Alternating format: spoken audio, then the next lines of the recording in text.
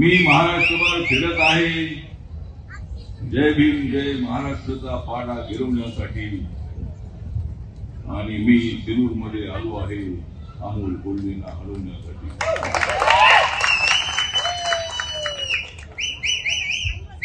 मी इथं आलो नाही फक्त मिरवण्यासाठी,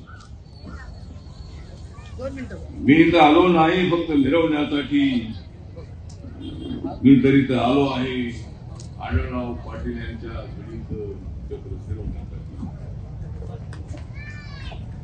आज इथे माननीय आढळराव पाटील अनेक वेळेला खासदार राहिले. शिरूरच्या डेव्हलपमेंट मध्ये त्यांचा अत्यंत महत्वाचा वाटा. मागच्या निवडणुकीमध्ये मी त्या अडचणीमुळे त्यांच्या सभेला येऊ शकलो नाही. मागच्या वेळेला जरी आढळराव आपण हरलेले असला, तर या वेळेला मी आपल्याला सांगतो की मी आणि माझा पक्ष तुमच्या पाठीशी आहे. या वेळेला तुम्हाला या शिरूर लोकसभा मतदारसंघामध्ये विजय मिळाल्याशिवाय राहणार नाही.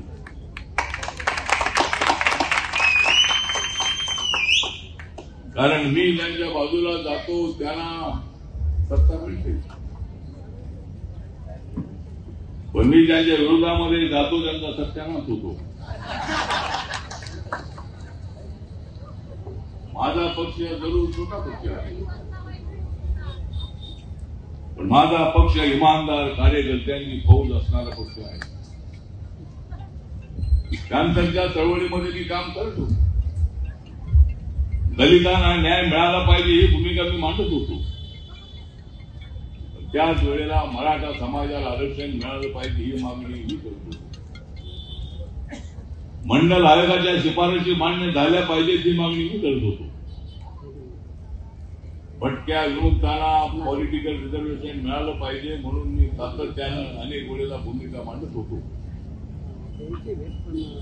गोसावी समाज असेल, वडार समाज असेल, बैकाडी समाज असेल, बौद्ध समाज असेल, मराठा समाज असेल, मुस्लिम समाज असेल, या देशामध्ये राहणाऱ्या प्रत्येक नागरिकाला न्याय देण्याची भूमिका माननीय नरेंद्र मोदींची आहे. आम्ही कुठल्या जातीच्या धर्माच्या विरोधामध्ये नाही. आम्ही तर या देशाचा विकास करण्यासाठी नरेंद्र मोदींच्या पाठीशी आहोत. नरेंद्र मोदी व्यक्तित्व अत्यंत प्रगल्भ व्यक्तिमत्व आहे.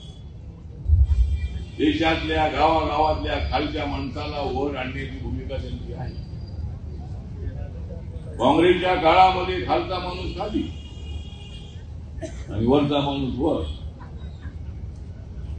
त्यामुळे खालच्या माणसाला खड्ड्यामध्ये घालायचं आणि वरच्या माणसाला ढगामध्ये घालायचं. काँग्रेसच्या काळी होतो त्यांच्या बरोबर. माझ्या हातात त्यावेळी सत्ता होती. मी काँग्रेस सोबत होतो. माननीय शरद पवार साहेबांशी माझे संबंध त्यावेळेला चांगले होते. पण नरेंद्र मोदी साहेबांच्या सोबत आल्यामुळे त्यांच्याशी माझे संबंध बिघडलेले. आधी दादांच्या बरोबर आता माझे संबंध अत्यंत चांगले आहेत. आधी दादा हा नेता तसा अत्यंत ऍक्टिव्ह असणारा नेता. जे काम होत असेल ते हा नाहीतर ना, अत्यंत रुबाबदार असणारा अशा पद्धतीचा नेता अजित पवार. जर पवार साहेबांनी ऐकलं असतं तर ही फूट होत नव्हती. घडी जी आहे ती घडी ही त्यांच्यासोबत राहिली असती. आता गावागावातली म्हणते म्हातारी, गावागावात मी गेलो की तिथे म्हणते म्हातारी निवडून येणार नाही अमोल कोल्हेंची तुतारी. आता नवीन डिपॉझिट घ्यावं लागलं. एवढी कठीण परिस्थिती पवार साहेबांवर आली. अजितदादांच्या सोबत 42 आमदार आले, त्यांच्यासोबत 12 आमदार राहिले आणि पवार साहेब जर इकडे आले असते तर हे सगळं होत नव्हतं, गडबड होत नव्हती. पवार साहेब म्हणाले मी अजिबात जाणार नाही. मी पूर्वी म्हणत होतो मी तिकडे जाणार नाही, तर मी गेलो. मग आपण तिकडे काय करताय? राजकारणामध्ये अशा पद्धतीचे योग्य वेळेला योग्य निर्णय घ्यायचे असतात आणि त्यामध्ये पवार साहेब हुशार आहे.